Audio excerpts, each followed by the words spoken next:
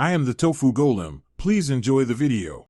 In this video, I will explain how to play FIFA 14 on your laptop. First, let's ensure your computer is ready for the game. You'll need to check your system specifications against the game's requirements. This includes looking at your processor, RAM, and graphics card.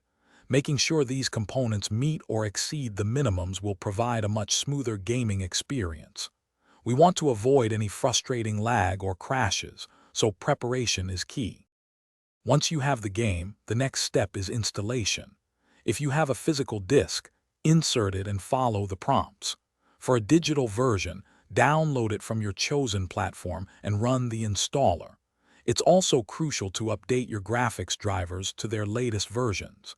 This ensures optimal performance and compatibility with the game. A smooth installation sets the stage for hours of enjoyable gameplay. To get the best experience, you might need to optimize your game settings. Access the game's options menu and adjust graphics quality. If your laptop struggles, try reducing the resolution or turning down visual details like anti-aliasing. Closing other programs running in the background can free up valuable system resources. Aim for a balance between visual fidelity and smooth frame rates, typically around 30 to 60 frames per second. Finally, let's talk about gameplay.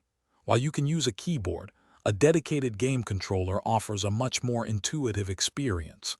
Connect your preferred controller and ensure it's configured correctly in the game settings. Spend some time in the practice arena to master basic controls like passing, shooting, and tackling. Learning a few skill moves can also give you an edge against opponents. Enjoy scoring those fantastic goals. Thanks for watching. Consider subscribing if we helped you today.